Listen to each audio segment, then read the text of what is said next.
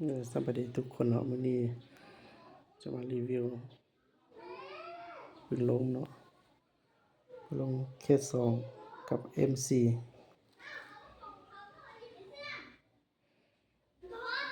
ตัวนี้เป็น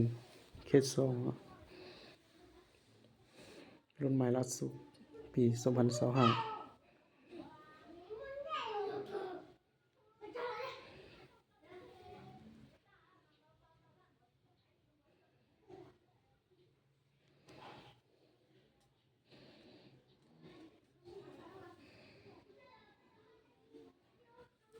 กล้องเป็นกล้อง Discovery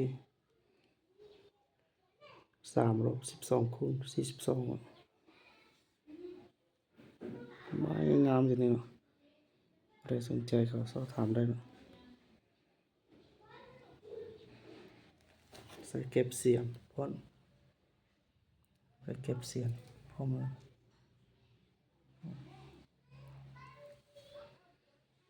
อันนี้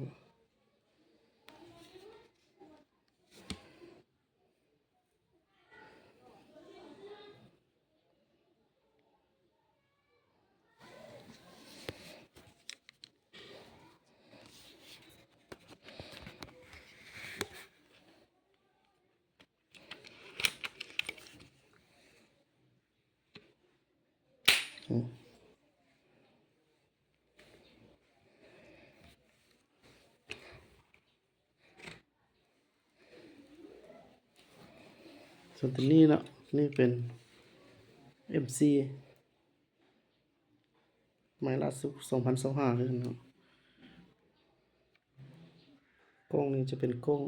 Discovery 3-12x42คือกันครับเคส2ไม้ล่าสุดปี2025เลยนี่เนาะ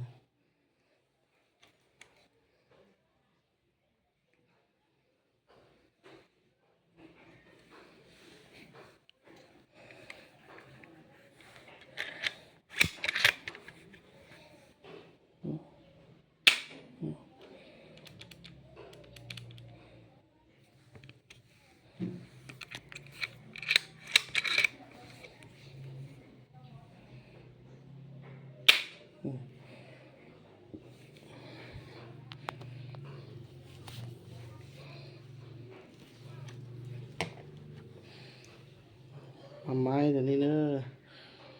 ผู้ใดสนใจก็สอบถามได้เนาะหัดไทยตัวนี้ก็ครับมาตัวนี้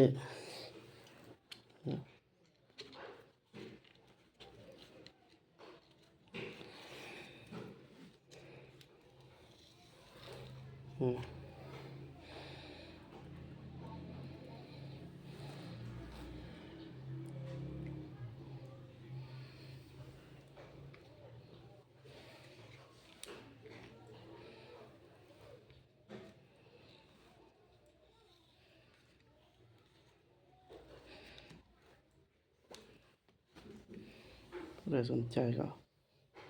ถามได้นะเป็นยังผู้ใดมา